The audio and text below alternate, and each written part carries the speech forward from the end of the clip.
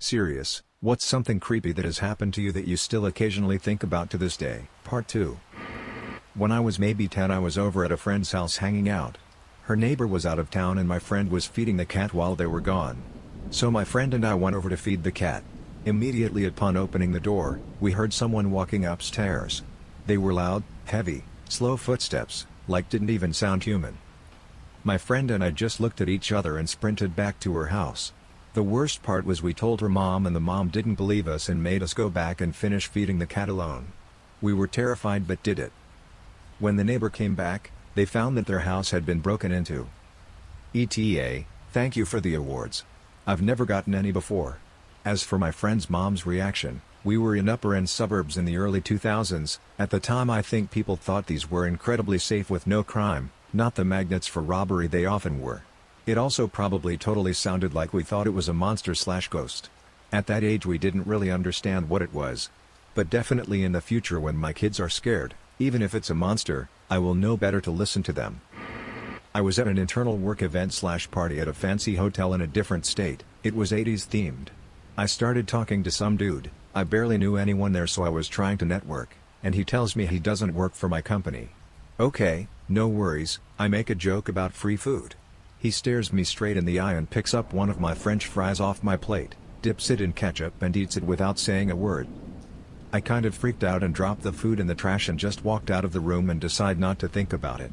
A few minutes later, there he is, staring at me. I changed rooms again. I'm short, so I hid behind people and pretended to talk to people I kind of recognized from my home office. He follows me, every few minutes I see him. I finally got the courage to approach a woman I knew the name of from some meetings and seeing her around the office. When I asked if the party had any kind of security, she immediately asked if it was about the dude in the blue jacket and white hat. Apparently she'd noticed him staring at me creepily, so I didn't have to try and convince anyone. Security took him away and everyone moved on, but I was scared and paranoid for the rest of the business trip. Edit. Thank you everyone who has sent kind words and awards. I was just telling my story for my own sake, but I'm glad so many people have seen it and I feel for everyone who has had similar experiences. To all the people who keep sending me creepy messages, WTF is wrong with you that you read this and that's your response? Seriously, stop. My mom used to start at work at like 3 a.m. and she was up at about 2 to 2:30 having her coffee. I heard her up and went to see her. She joked that she heard something outside and me being a bit silly opened the blinds up wide as a joke and there was a guy just standing there staring into the lounge room. That was creepy enough as it is, but what sticks with me is the fact he didn't run or really react for what felt an eternity.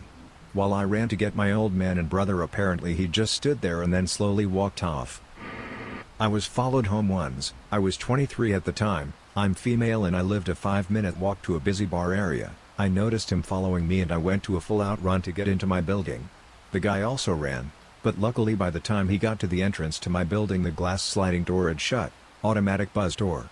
The absolutely terrifying part was that as I stood there behind the glass catching my breath, he just stood there staring at me. Didn't walk away or anything. What in the hell was he planning to do if he caught me? Still gives me the shakes 5 years later. When I was in middle school, my girlfriends and I rode the bus home most days. The bus driver was this older guy who was super nice and fun and would allow us to play whatever radio station we wanted, and he would drop us girls off at home last so we could dance around on the bus. I remember he would let us stand at the front of the bus while he drove and he would purposely swerve to make us fall on top of him. I remember thinking it was weird, but it wasn't until I got older that I realized how wrong that all was. I decided to Google his name. I'm now in my 30s, and found that he is a convicted sex offender and is currently incarcerated. Scary part is when I think back, he obviously knew where I lived, and I remember there were several times when he'd drive past my house on the days I wouldn't ride with him.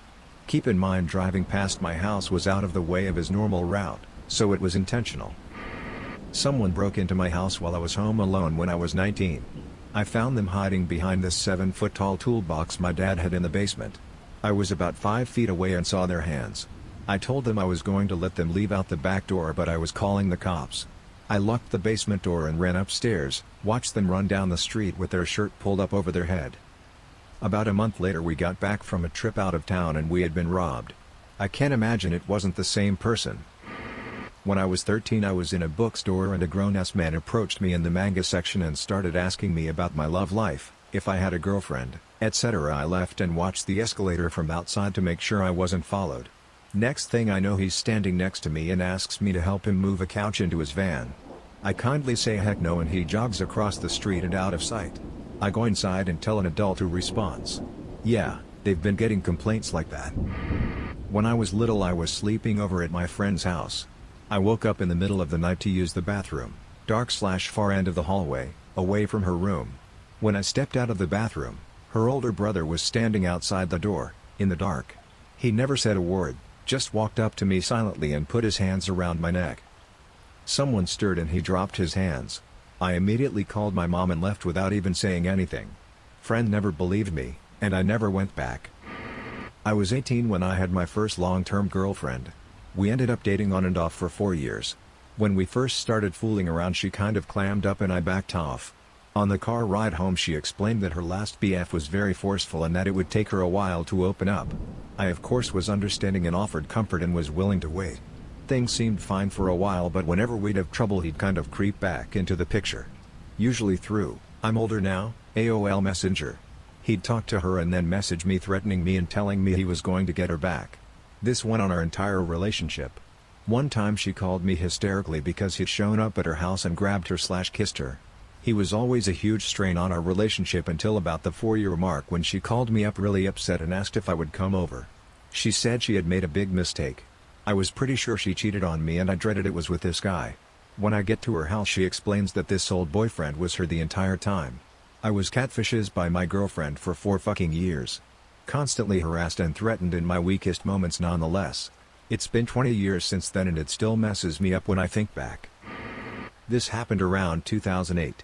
One day I heard the voice of a young Indian man, about 18 to 20 years old, saying hello, hello, while I was using my laptop.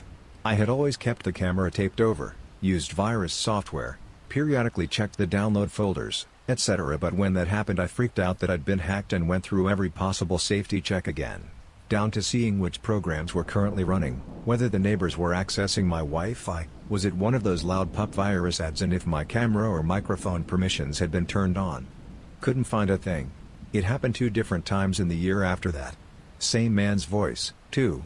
I no longer use that laptop.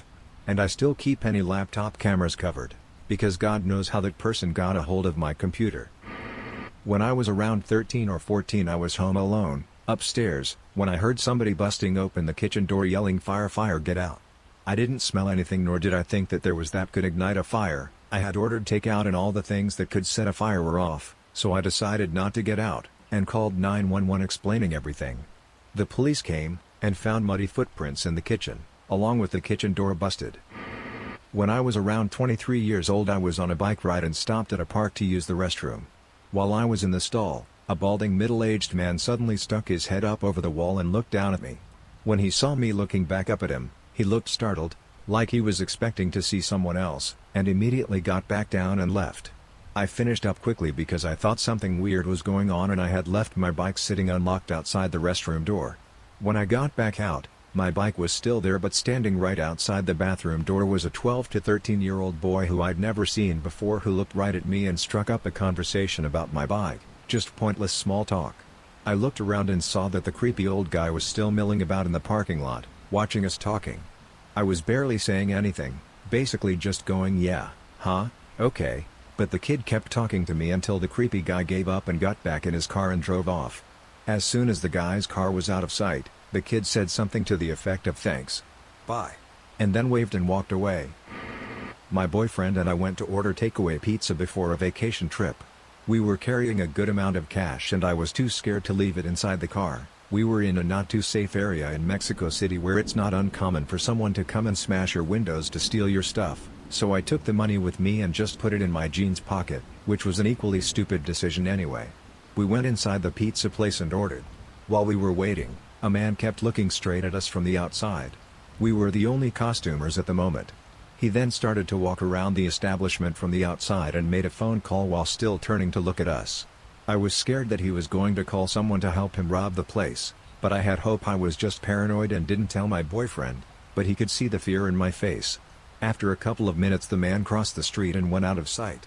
I was relieved for a moment, until he came back about 3 minutes later to greet another man in a bike right outside the establishment who also started to look straight at us and entered the place in a very menacing manner. At that moment I just resigned. I knew he was seconds away from pulling a gun. I had never felt so hopeless and scared in my life. After he entered he started to look nervous, like he was hesitating to do it. My boyfriend said at that moment that we should attempt to run to the car. I was equally scared of doing this because the phone call man was still outside keeping guard, but my boyfriend fortunately saw him looking at another direction for a moment. He pulled my arm and we made a run for it. Luckily the car was half a block away, and so the worst thing that happened that day was that we paid but never picked up our pizza. I never knew if we were in real danger that day, but we weren't going to stay to find out. Man, this one is a doozy. I saw my abusive ex-stepmother in a grocery store. She immediately rushed over acting like she missed me or wasn't a sadistic prick. She had an old, ugly, greasy man with her. I live in a small town, so I can't exactly blow up at my abuser without being hounded and gossiped about and all that stupid stuff. She pulls me in for a hug. I stand still. Then this man, who I had never seen in my entire life, pulls me into a really long, drawn-out hug. He was playing with my hair, telling me how pretty it was, and I think he sniffed it. I did the weird push-away thing you do when you don't want a hug, and he eventually let go, but the nasty little creep kept playing with my hair. I was like 13 or 14 and looked like it, so he knew that I was extremely off limits, but that didn't stop him. The store we were in has a butcher shop in the back. The nice lady with a large knife invited me to go in the back and see if I could find and point out the meat I had mentioned before. I hadn't mentioned any meat. I was there for a pack of pepperoni. I'd usually avoid going into a secluded area with an unknown woman carrying a butchering knife, but I happily went back with her. I chilled in a corner for like 10 minutes while she chopped meat and watched me a bit, and then I decided the coast was clear, thanked her, and bolted. I didn't even get my pepperoni. I just wanted out. You can bet your ass I took a long shower with extensive cleaning. Nasty. Recent events have brought that memory up, and I wish I could go back and thank that lady, but I don't know if she'll remember me. I've thought of telling her boss that she saved me from an abusive duo, but I don't want to get her in trouble for letting me into a staff-only area that probably has health regulations. I'll never forget her, though. When I was about 10, I was walking around the neighborhood with a few girls that were a couple years older than me, who I did not know very well. They were the neighborhood cool girls in my mind, and I was tagging along. After a while we noticed a car slow down behind us, and the driver was staring hard. We moved a little faster and he kept pace, so we took off running. It was a huge neighborhood and he was persistent. At one point he even threw the car in park and started to get out. Thankfully we were faster. We dipped through shortcuts and ran through yards, but he knew the neighborhood well. To my adrenaline-fueled child's mind we ran for an eternity. We finally got to one girl's house, but she lived with her grandmother, who had a strict one friend allowed in the house policy, apparently regardless of an attempted kidnapping. So 2 girls went inside, and 2 other girls and myself had to get to the other side of the neighborhood. We had gotten a couple streets over when we saw him again and took off running. He was alert and still persistent. Just as I was coming to terms with never seeing my family again, one of the other girls waved down a minivan, and it was her mom. She drove me home, and I got grounded for taking a ride with a stranger. My mom still doesn't believe me to this day. I don't tell this story anymore because it sounds fake. In 1996 I was living in a northern Canadian town working on the oil rigs as a low-level laborer. I was 20, just starting out in couch surfing, when a friend offered me a windowless basement room in his mom's house, in an unfinished basement. His mom was on disability and he and his brother sort of ran the house. I set up down there with second-hand mattress, a little TV and a fan. I had always considered myself a tough guy, partied a lot, fights, stupid macho bull like that, so I wasn't a squeamish young man. Well, after a little while living in that room, I started hearing things. Not external groaning or banging or the house shifting or anything like that. What I was hearing was a soft, malevolent chuckling in my ear, like someone whispering laughter. Over and over again. I thought I was going crazy.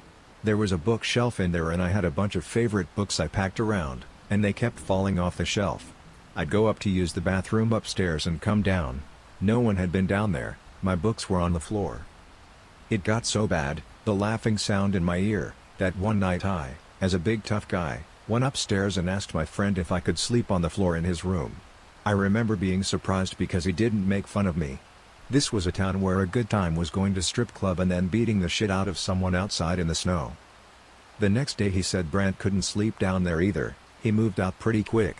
Brent was his cousin, a guy I knew casually. So I went to find him. He was always on Gyno Row at the strip club on his days off.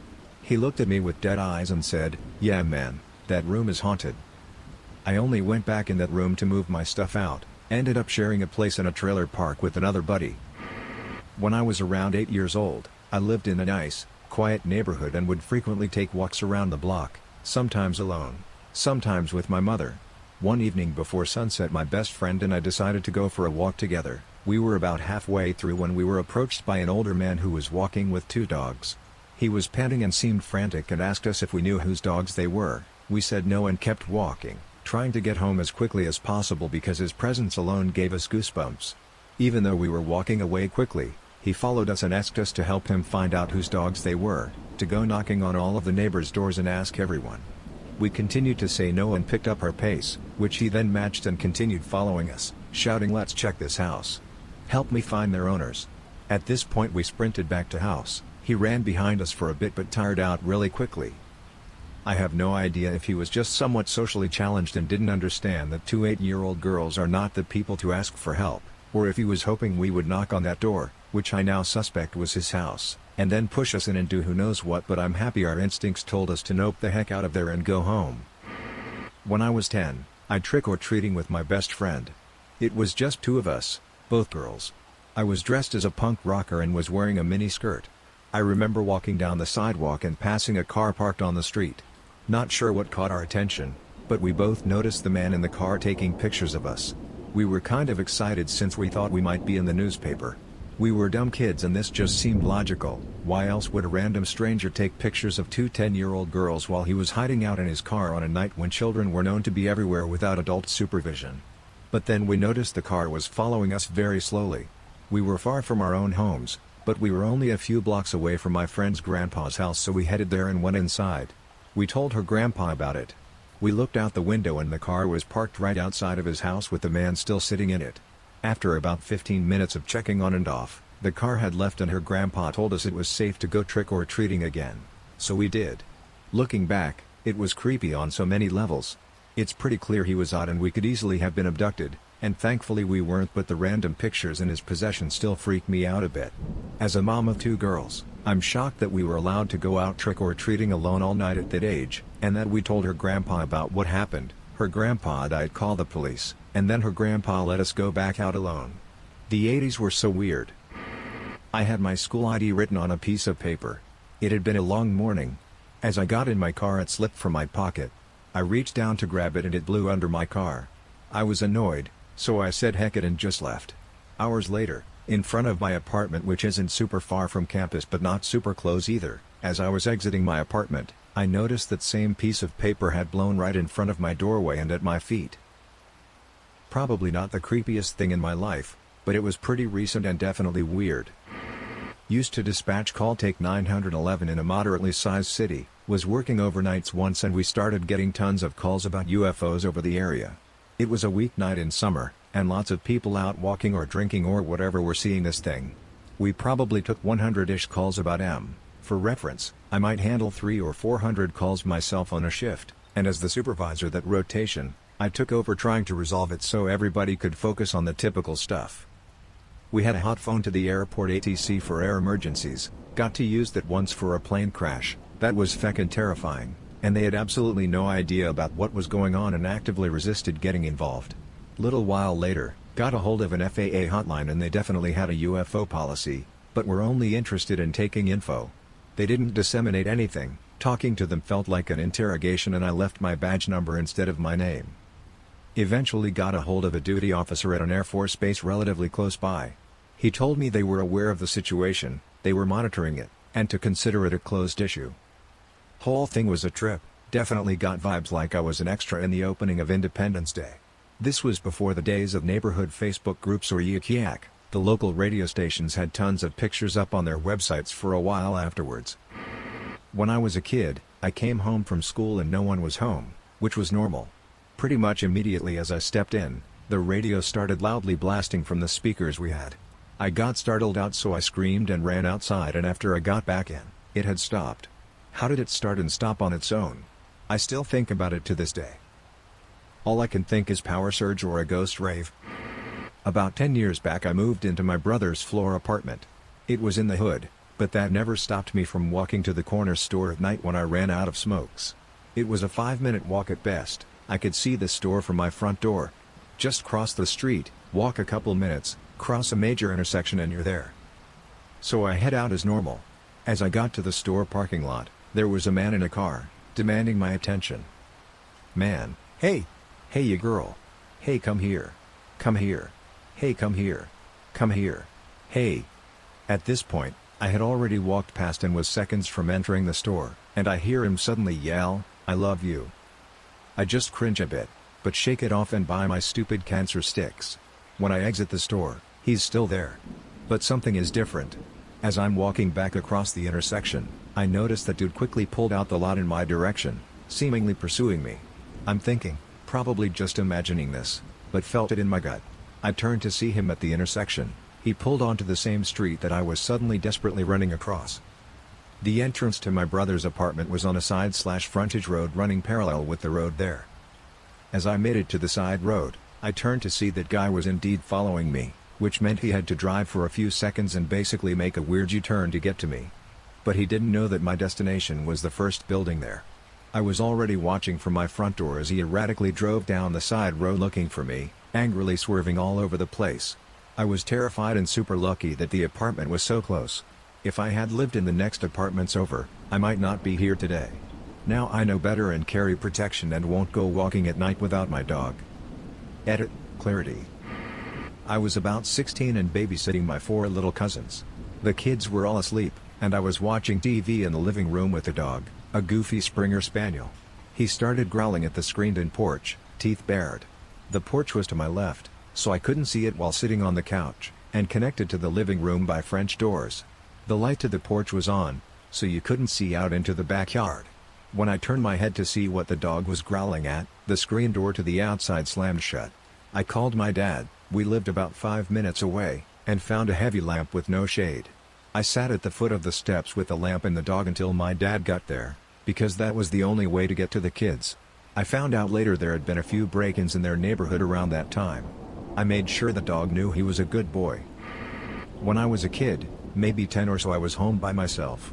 Pretty normal since I was a latchkey kid. I was just hanging out and shooting a cardboard box with one of those cheap airsoft guns you have to rack every time you shoot. I hear a knock at the door, and see a bald man through the peephole. It seemed like he was looking through it and saw me. Being a stupid kid that thought adults could get me in trouble, do not teach your kids that, I opened the door. He said he had a leak in his apartment downstairs and came inside to look for a plant or some reason for a leak I was sketched out. And being a kid I thought maybe I should shoot him with my dinky little plastic Walter and run. He said something along the lines of, "Huh, that's weird," turned around to see a little boy with his hand around a pistol grip at his waist. That guy got the hell out of there. Nearly spun out on the hardwood. That was the day I either stopped a weirdo from breaking into my apartment, or the day I made my downstairs neighbor think the weird kid upstairs will shoot him.